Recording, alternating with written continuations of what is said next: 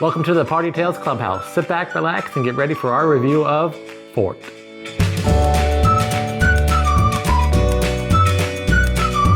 Fort is a 2 to 4 player hand management deck building game. The goal of Fort is to collect friends and build the highest rated fort.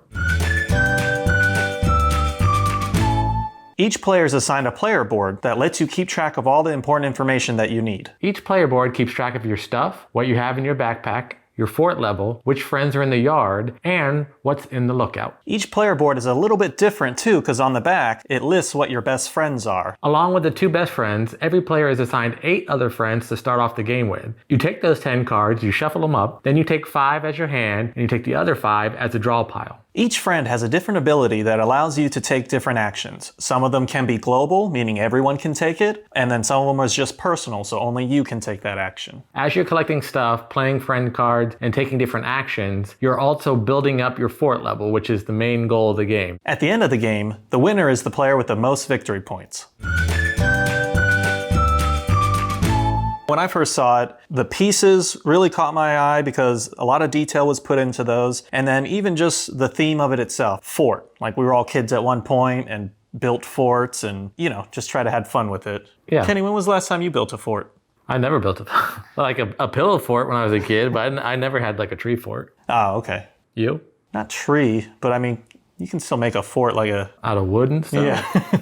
Like trash can Sticks. drilled over? No, you do a trash. Like pizza box fort? Yeah, pizza box fort. One of the things that I like is the production value of the game. The dual layer player boards are always fun. Any game that requires you to put little tokens on a player board that's not dual layered, like Terraforming Mars, immediately is a big annoyance to me because any slight little shift and everything goes flying. So it's really nice quality with the dual layer player boards that they have. The little blue and orange pieces that are like the currency of the game, they're very fitting because they're just things that are important to kids. So you've got your toys and you've got your pizza. Me growing up, I'd imagine that's my first, how I learned about currency. It's just, okay, you got 1 toy and I got 2 toys. Even the logo on the box, I really like Fort with the tire as the O and the wood planks and everything. Like a lot of creativity went into the creation of the game.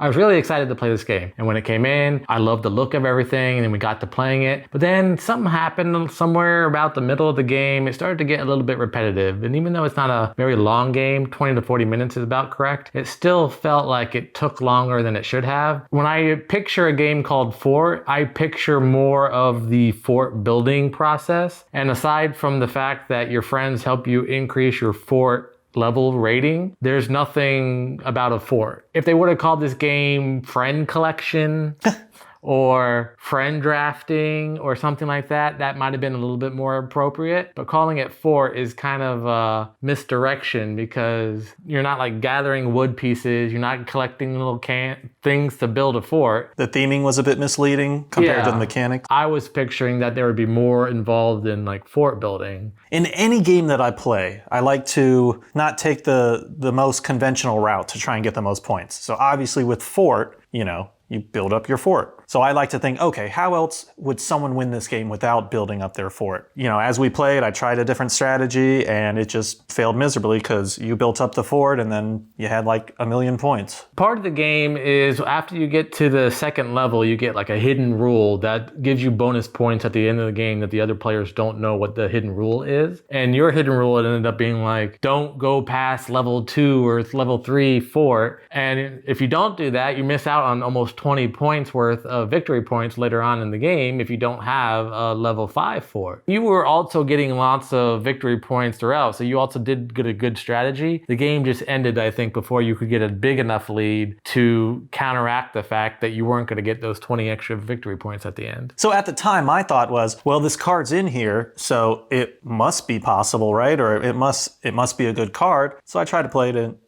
didn't turn out too well. Each of the friends have their own abilities that allow you to do either a public action or just a personal action that only you can do. But I found myself not using a lot of the friend cards and only specifically focusing on 1 or 2 actions. Collect toys, collect pizza, increase my fort. Every now and then I would do something with the lookout, or I might do another action that allowed me to do something unique. But for the most part, it was just very repetitive. All right, toys, pizza, maybe move it into my backpack so I can get more. toys and pizza. After about 4 or 5 rounds, I'm like, how long until I can end the game? Really, when it all boils down, that's all we really need in life, right? Toys and pizza? Toys and pizza. So the drafting component of when you give up and pick new friends, I tried to be a little strategic with it. If I have these friends that I know I'm going to give up, and then I have to think, okay, I don't think they need it from where they are with their board. So, okay, I can be pretty sure that these are going to go back in my hand. I was never really contemplating, oh, what card am I going to pick? Because I'm not going to use any of them. I'm just going to play the one card I want, and then they're all going to go in my yard again. People were stealing all my friends, and then eventually I only had like 5 cards. So it'd be like, play, play, play. All right.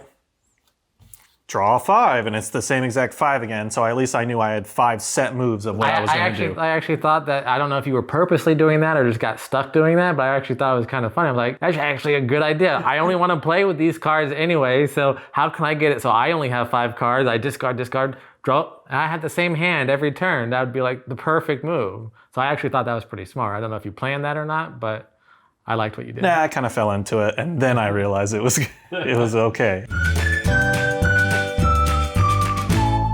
Overall, I'm going to give it a 5 because the quality of everything is great. The production value on the player boards, the little tokens. However, I do feel it is a little bit repetitive, and I don't think it fits the name fort. I get that that's your ultimate goal is to increase your fort, but it doesn't fit the name fort. Overall, I'd probably give Fort like a 5 or 6. So let's just say 5.5. I like the theme, kind of brought me back to my childhood a little bit, but then it just got to maybe too linear or too, I don't know how you were saying, repetitive. But overall, I still enjoyed it. It could have been more. Off screen, Juliana also gives it a 5. And Teresa gives it a 0. And that's our review of Fort. What'd you guys think? What kind of forts did you build growing up? Let us know in the comments below. Until next time, I'm Kenny. And I'm Lee. Now get out of here. Get out of here. No girls allowed.